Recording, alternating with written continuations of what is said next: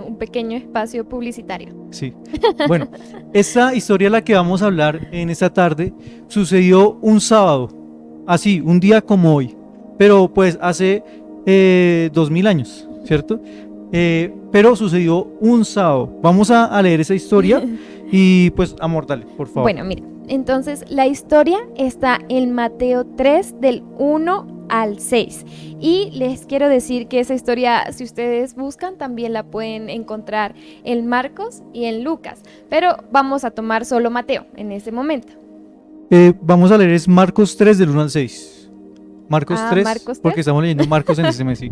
Marcos 3 del 1 al 6. Sí, entonces listo, dice: Jesús sana en el día de descanso. Jesús entró de nuevo a la sinagoga y vio a un hombre que tenía una mano deforme.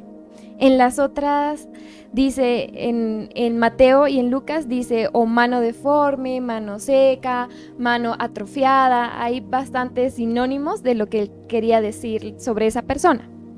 Como era el día de descanso, los enemigos de Jesús lo vigilaban de cerca. Si sanaba la mano de este hombre, tenían pensado acusarlo por trabajar el día de descanso. Jesús le dijo al hombre con la mano deforme: ven y ponte de pie frente a todos. Luego se dirigió a sus acusadores y les preguntó: ¿permite la ley hacer buenas acciones en el día de descanso o es un día para hacer el mal? ¿Es un día para salvar vida o para destruirla? Pero ellos no quisieron contestar. Jesús miró con enojo a los que lo rodeaban. Profundamente se entristeció por la dureza de su corazón. Entonces le dijo al hombre: extiende la mano. Así que el hombre la extendió y la mano quedó restaurada.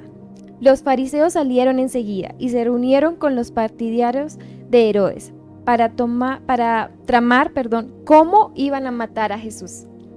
Ok, esta historia, como les estábamos diciendo, sucedió un sábado, ¿no? Para los judíos, el sábado es un día muy importante, es el Shabbat. No sé si han escuchado. Queremos que puedan comentar. Los que les gusta comentar, pues pueden hacerlo. Si no te gusta comentar, tranquilo, no hay problema. Pero si has escuchado algo acerca del Shabbat, puedes escribir: sí, yo he escuchado acerca del Shabbat un poco. Es un día que ellos guardan, que también se le conoce como el día de reposo. Y en este día, pues era un día en el que se conmemoraba el día cuando Dios descansó de haber hecho toda la creación, o sea, el séptimo día. Y este día era muy importante para todos los judíos. Aún para Dios era muy importante, porque el tercer mandamiento habla de guardar ese día, de santificar ese día para Dios. El tercer mandamiento de la ley, ¿cierto? Así que para Dios era súper importante este día de reposo. Pero como siempre, estos fariseos o estos maestros de la ley se encargaban de poner o adicionar reglas a lo que Dios había dicho. Imagínate que hay un libro en el cual están escritas 39 como categorías o normas que las personas no pueden hacer durante ese día. En el Talmud. El Talmud es un conjunto de normas para los judíos, pero bueno, o sea, vamos a hablar de lo que nos concierne acá. Pero básicamente para algunos judíos en ese día hay unos que no pueden usar ni siquiera la luz eléctrica. O sea, no pueden usar el automóvil, no se pueden mover para ningún lado, no pueden trabajar. Aún en la ley, o sea, en la Biblia, cuando leemos la ley, los que hacían algún tipo de labor eran castigados duramente durante ese día. O sea, el sábado no podían hacer nada. ¿Cuántas mujeres quieren un Shabbat? Dígale a su esposo: amor, yo quiero un Shabbat donde no haga nada, no voy a cocinar. Dígale: estoy de Shabbat. Dios me habló y estoy de Shabbat y no puedo hacer nada, no puedo, mejor dicho, mover un dedo. Así vamos a empezar desde el otro sábado. Bueno. No, pero eso no aplica, vamos a hablar bien de lo que sí aplica. Entonces, esta historia que estamos hablando, sucedió un sábado. Entonces, es muy interesante cómo Jesús viene como a desafiar en cierta manera un poco como todas estas normas o como todas estas cosas que pusieron los hombres adicional a lo que Dios quería. Porque Jesús, quiero aclarar esto, no vino a romper la ley. ¿sí? Sino que Él vino a darle sentido a la ley, en cierta manera. Así que, bueno, hoy queremos hablar un poco sobre este capítulo. Vamos a estudiarlo un poquito y vamos a hablar 4 cosas importantes que podemos aprender de este capítulo. Y quiero que tú puedas comentar mientras estamos hablando. Acá los estamos leyendo, acá tenemos nuestra pantallita donde leemos lo que ustedes escriben, lo que ustedes comentan. Así que lo primero que vamos a ver en esta historia es dónde sucedió esta historia. Vemos acá en el versículo 1, dice: Jesús entró de nuevo en la sinagoga y vio a un hombre que tenía una mano deforme. O sea, lo primero que podemos aprender de esa historia es que esa historia o este problema que había en cierta manera, o este hombre que estaba padeciendo esa situación, estaba dentro de la iglesia, no era fuera de la iglesia. Es muy interesante porque muchos de los milagros que leemos suceden fuera de la iglesia, pero en esta ocasión sucedió dentro de la iglesia. Y que yo pienso que esto, ¿qué nos quiere decir en esta historia? La iglesia es un lugar donde se recibe todo este tipo de personas, donde viene gente que viene muy enferma, gente que viene quebrada, gente que viene lastimada, gente que viene con problemas. Eso es la iglesia. De pronto en ese tiempo, yo me imagino que en ese tiempo los fariseos siempre se sentaban en un lugar así como de muy especial en la sinagoga, miraban quién entraba, como que era algo súper exclusivo. Pero no, la iglesia es algo totalmente diferente. Es un lugar donde acuden pecadores como tú que nos estás viendo, y como yo, y como tú también, pecadores, gente que necesita ser restaurada, gente que necesita ser animada, sanada, bueno, en todas las áreas de su vida. ¿Qué piensas de esto? No, a mí me parece muy interesante, es sobre todo porque dice, los fariseos estaban ahí vigilando a Jesús y decían como que, bueno, si él llega a hacer ese milagro dentro de la iglesia, simplemente vamos a ir a acusarlo y vamos a ver cómo lo matamos. O sea, las mismas personas que estaban formando parte de esa iglesia, o que son de esa iglesia, porque como dice Cami, yo me imagino que ellos iban a esa iglesia, ¿sí? Claro. Entonces ellos mismos querían parar eso, querían que eso no se diera. ¿Por qué? Solamente porque era un día que no correspondía, o más allá porque era Jesús quien lo iba a hacer. Entonces es muy interesante como ver eso, ¿no? Ver que a veces la iglesia también detiene las cosas que Jesús quiere hacer, que la iglesia también detiene esos milagros que Jesús quiere hacer, que Dios quiere hacer cada día. Y entonces eso me parecía súper interesante. Sí, lo primero que queremos hablar hoy es que la iglesia es un lugar donde se recibe a todas las personas. Sí. Puedes venir como eres, puedes venir como estás, no importa, puedes acercarte a la iglesia. Eso es lo primero que queremos aprender de esa historia hoy. Lo segundo que queremos hablar está en ese mismo versículo, en el versículo 1. Dice: Jesús entró de nuevo a la sinagoga y vio a un hombre que tenía una mano deforme. Me parece muy bonito cómo lo describe en esa historia, porque dice: Jesús vio a ese hombre. Lo segundo que queremos decirte hoy es: Jesús te ve. Jesús sabe por lo que estás pasando en este momento. Jesús conoce la situación.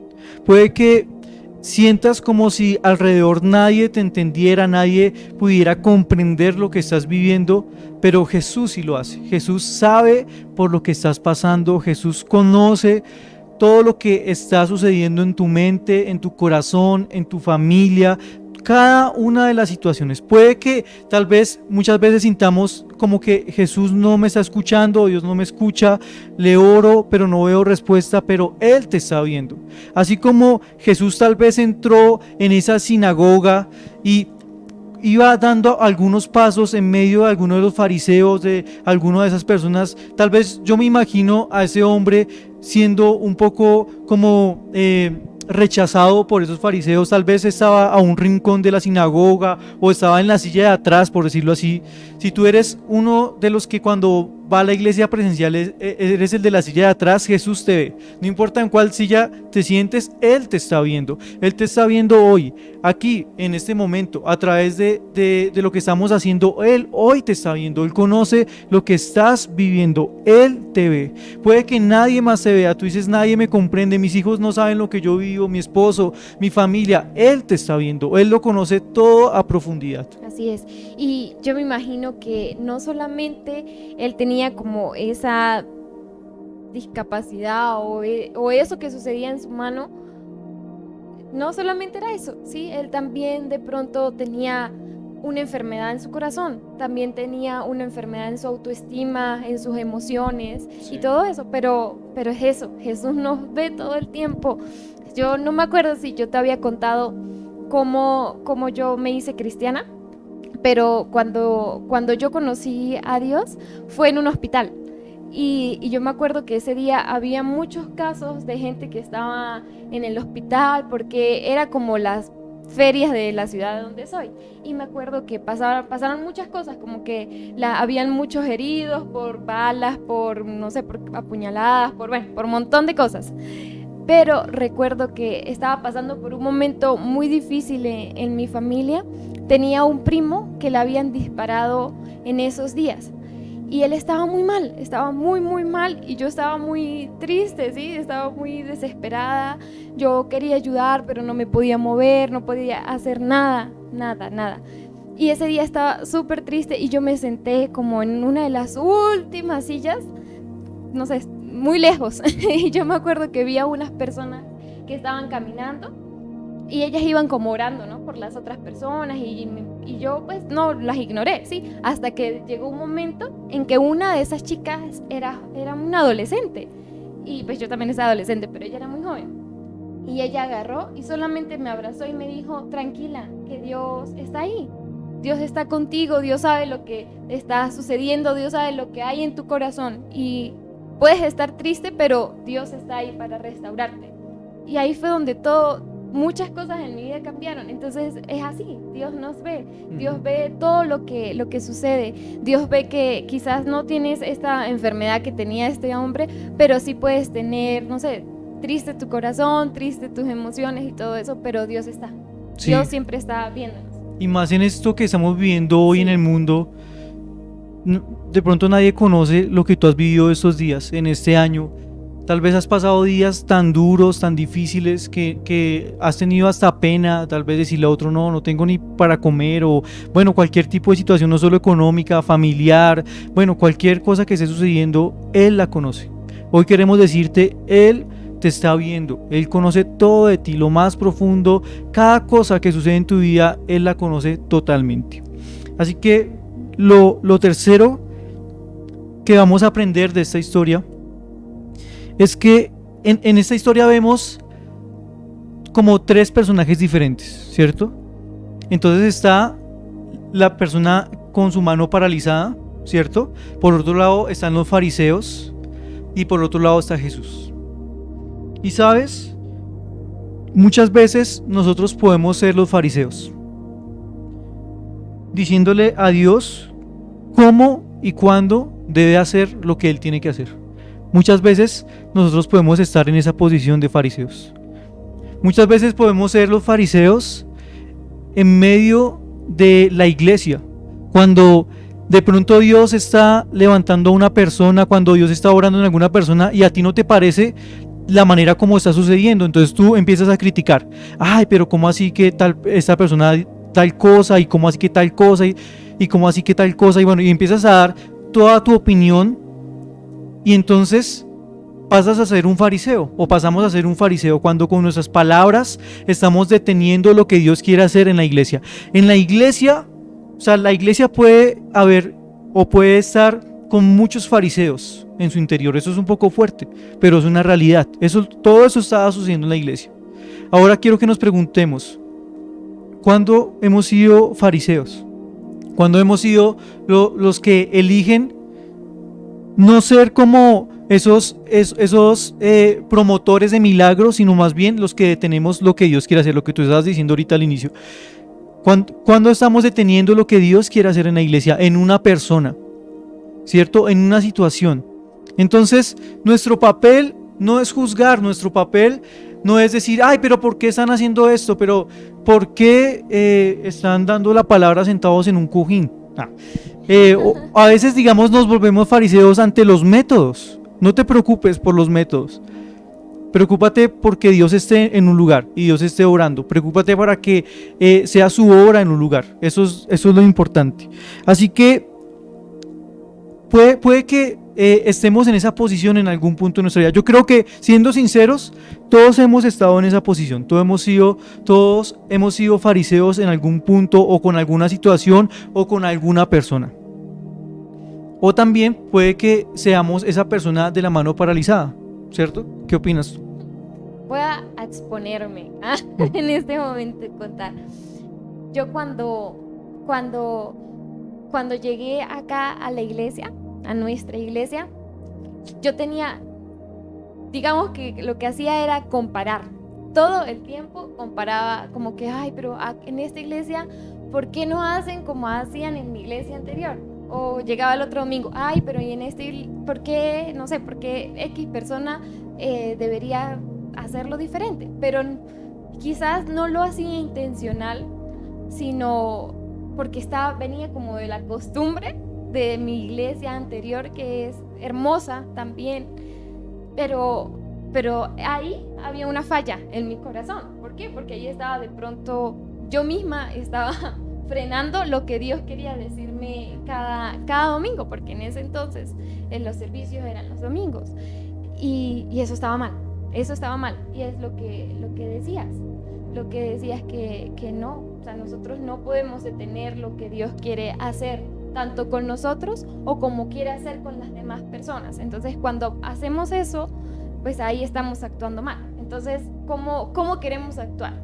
¿Cómo quiero ser yo? Realmente, ¿cómo quieres ser tú? ¿Quieres tener un corazón que vaya igual hacia digamos que como son los fariseos? ¿O quieres tener un corazón que crea, que crea o que tenga esa fe enorme como este hombre? Porque hay algo, ¿cierto? Anoche tú me decías, es impresionante que él haya estado ahí, que él haya estado un sábado cuando se supone que nadie puede hacer nada. Es como en este tiempo de cuarentena, que se supone que no podemos salir, que nos tenemos que cuidar, que tenemos que protegernos a nosotros y a nuestra familia. Algo así, más o menos, es como lo que pasaba ahí, ¿no? Como que ellos están en una cuarentena radical, donde ese sábado, pues como era el día de descanso, no podían hacer nada, pero él estaba ahí, por fe. Sí, o sea, eso es algo brutal, porque ese hombre estaba un sábado en la iglesia, sabía que ese sábado no iba a recibir su milagro. O sea, ese sábado no iba a suceder nada en la vida de él, porque en el sábado no se podía hacer absolutamente nada, según la ley en la que estaban en ese momento. Entonces, ese hombre estaba ahí por fe. Ese hombre estaba ahí creyendo. Y yo creo que eso nos ha pasado mucho a nosotros. A veces estamos un día más, damos una milla más, caminamos un día más ahí, nos conectamos una vez más, y de repente llega la respuesta de Dios. De repente Dios nos sorprende y de repente abre los cielos a nuestro favor. De repente viene ese milagro. Eso me parece brutal lo que sucedió. Ahora, aquí hay algo también profundo. Imagínate que terminó toda esta escena. Jesús sanó al hombre y los fariseos, en su orgullo, no pudieron reconocer lo que había sucedido en ese lugar, sino que dijeron: bueno, ahora ¿cómo vamos a matar a este man? Ese man acaba de infringir la ley número 37, que dice no podrás caminar 5 pasos en el día de reposo, bueno, etcétera, etcétera, etcétera. Entonces, sí, Dios también quiere que asumamos ese papel que estaba asumiendo Jesús en ese momento. Jesús estaba yendo más allá, estaba aún rompiendo esquemas. No estoy hablando de romper las reglas, ¿cierto? O sea, de romper las normas. Ni la cuarentena. Pero sí de no quedarse pasivo, sino estar activo en lo que Dios quiere hacer. O sea, tú puedes ser un promotor de milagros cuando decides no ser alguien pasivo, sino activarte para que Dios haga su obra en alguna otra persona. Entonces, imagínate, o sea, Jesús está en ese momento rompiendo con un montón de cosas que decían ellos, con lo que ellos hacían. Bueno, no le importó nada de eso, porque le importaba esa persona. Entonces, como iglesia, Dios nos está llamando hoy también a eso. Nos está diciendo: iglesia, levántate. No seas una iglesia pasiva, sé una iglesia activa, sé una iglesia que va en contra de los fariseos, que va en contra de lo común del mundo, de la corriente del mundo, y muestra a Dios. Eso me parece también súper, súper bonito. ¿Quieres decir algo o cambiamos al otro punto? No, si quieres, decimos el cuarto punto. Dice: Listo. su milagro requiere que hagamos una parte de nosotros. Y cuando leíamos esta historia, nos pusimos a mirar qué era lo que le pasaba realmente a la mano de este hombre. Y dice que él tenía la mano seca, y eso se conoce como un síndrome realmente, de que es cuando el nervio radial está atrofiado, o sea que el nervio radial no sirve, entonces tú no puedes mover la mano. Por lo general dicen que esa mano, la mano de este hombre, tenía que haber estado todo el tiempo como en esta posición, como con los dedos así como engarrotaditos, y él nunca podía mover su manita. ¿Por qué? Porque su nervio radial estaba totalmente dañado. Entonces a mí me gustaba mucho este punto, porque dice: requiere que hagamos una parte de nosotros. Y algo que me sorprendía es cuando Jesús le dice que se colocara delante de todos, y sí. más adelante le decía: y extiende tu mano. Y yo me imagino el dolor que él tenía que haber sentido a solo el momento de hacer este movimiento, ya que sus deditos estaban así, y al hacer esto, él puso de su parte, él creyó que era así, que Jesús lo iba a sanar completamente, y solo al hacer esto ya estaba sano totalmente, porque era algo que no podía hacer. Entonces es eso, cuando queremos ver un milagro de Dios, requiere también de nuestra fe, requiere de nuestra parte, requiere de que nosotros creamos de que lo imposible se puede lograr, de que Dios lo hace todo, de que Dios cumple sus promesas día a día, y de que Él nunca deja de ser Dios y nunca nos falla. Sí, me parece brutal esa escena cuando Jesús llama a este hombre y le dice: ven y ponte de pie frente a todos. O sea, este hombre dice la posición en la que estaba, ¿no? Estaba sentado allí, hundidito, metidito, oculto. Y Jesús, imagínate, o sea, Jesús aún más desafiante, aún más amoroso, aún más lleno de gracia, le dice: ven, quiero que pases aquí adelante, ponte enfrente de todos. Y yo creo que eso es lo que hoy Dios está diciendo: ven, ponte enfrente de los que te acusan, ven, ponte enfrente de la situación que estás viviendo, ven, ponte enfrente de la enfermedad, ven, ponte enfrente de la escasez, ven, ponte enfrente de la situación familiar que estás viviendo, ven, ponte enfrente. Y ahora viene otra invitación de Jesús: extiende tu mano. Tal vez él pudo haber dicho: no, hoy es día de reposo. No, o sea, las reglas dicen que no. No, la religión dice que no. O sea, no puede ser así. O sea, ¿cómo así? O sea, estamos rompiendo todos los protocolos. Pero Jesús te está diciendo hoy: extiende tu mano. Extiende tu mano. O sea, cree en mí, cree que yo lo puedo hacer, porque no se trata de ti, se trata de mí. Cree en mi palabra. Y entonces, como tú lo relatas, yo creo que increíble, este hombre con miedo, tal vez con temor, ¿qué va a pasar acá? Porque no solo Jesús estaba porque cualquier persona que hacía algo en el día de reposo podría morir, literal, podría ser apedreado en ese tiempo. Entonces no solo estaba él exponiendo también su vida. Cuando tú decides creer en Jesús, estás exponiéndote a morir, a muchas cosas. O sea, creerle a Jesús es morir a nuestro razonamiento humano. Creer en Jesús es morir a lo que otras personas dicen.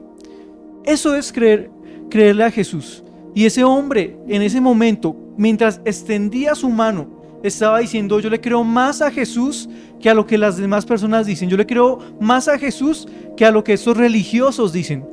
Y hoy te decimos, créele más a Dios que lo que otros religiosos han dicho de ti, que lo que otras personas han dicho de ti. Créele más a la voz de Dios.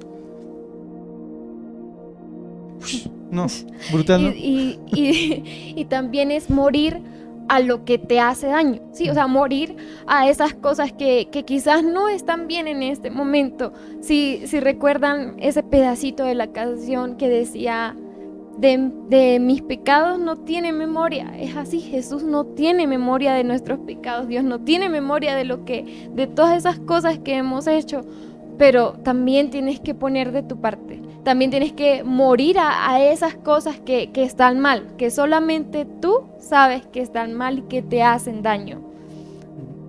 Sí, tremendo, tremendo. Uh-huh. ¿Cuál es esa mano paralizada que tienes hoy?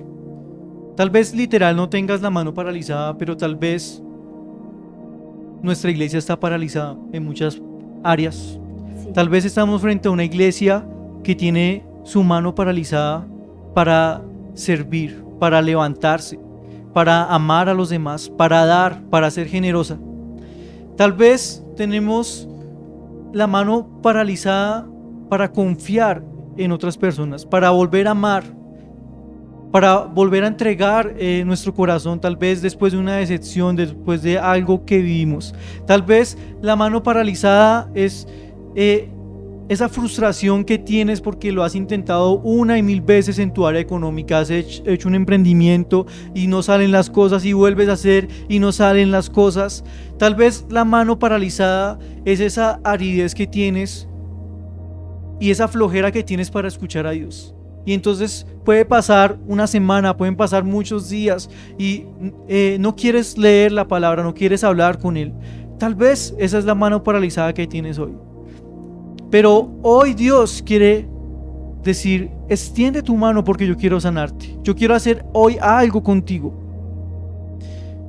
Y en esta noche queremos orar porque creemos que Dios nos está viendo, creemos que Jesús nos está viendo. Jesús te está viendo allí en tu casa, allí en el auto, allí donde estás. Él te está mirando, Él te está viendo y hoy te quiere sanar. Él hoy te dice, yo te he escuchado, yo te he visto, yo quiero hacer un milagro. Extiende tu mano porque yo quiero hacer algo hoy contigo. Así que vamos a orar.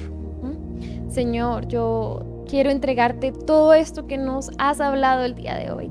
Quiero pedirte que seas tú acá en nuestro corazón, acá en nuestra mente, diciéndonos qué es eso que está paralizado en nosotros, o qué es eso que en este momento está seco en nosotros. Quizás eso que está seco es nuestra vida espiritual, o eso que está seco es nuestra vida emocional. Pero tú, Dios, tú, así como sanaste a este hombre, y tu palabra dice que tú eres el mismo ayer, hoy y siempre, sé que tú puedes hacer ese milagro en nuestra vida también. Así que quiero pedirte eso, Dios, quiero pedirte eso, papá, que restaures todo lo que sucede en nuestra vida, que restaures todo lo que pasa aquí adentro en nuestro corazón, Dios. Y como iglesia, Señor, queremos pedirte eso, que nos enseñes a cómo movernos, a cómo servir, a cómo dar, Dios, dar generosamente, dar sin miedo, sin temores, Dios. Enséñanos cómo hacerlo, papá. Gracias, papá, porque nos has colocado en un lugar maravilloso, Dios, en una iglesia espectacular, Dios. Pero ayúdanos a ser ese motor, Dios, para que la iglesia no se quede paralizada, porque somos tu iglesia, Dios. Somos nosotros la iglesia y queremos hacer más. Queremos apasionarnos, queremos amar a las otras personas, queremos hacer algo maravilloso, papá, por todo lo que está sucediendo en este momento. Úsanos, Dios, úsanos, no permitas que nos paralicemos, no permitas que nos quedemos ahí sentados solamente escuchando. Queremos hacer algo más. Vuelve a apasionarnos, Dios, vuelve a apasionar nuestro corazón por servir, por amar a otros, papá. Y también queremos pedirte que no nos No permitas que nos convirtamos en esos fariseos, que frenemos toda tu obra, o que frenemos todo el propósito o la voluntad que quieres hacer, Dios. No permitas, no lo permitas, Dios. Sí, Señor, y yo quiero que tú donde estés puedas reconocer y puedas decir: Señor, yo reconozco que he sido como un fariseo muchas veces, que he juzgado, que he dicho, pero ¿por qué no así? ¿Pero por qué tal cosa? Pero yo hoy te quiero pedir perdón por tener esa actitud de fariseo. Porque Dios, cuando yo tengo esa actitud, me impide ver lo que tú estás haciendo en un lugar. Cuando tengo esa posición de fariseo, impide que yo pueda ver que tú estás haciendo milagros, que tú te estás moviendo en un lugar, Dios. Hoy, Señor, yo te pido perdón por esto, Señor. Y te damos gracias porque, así como leíamos en ese capítulo, tú nos ves.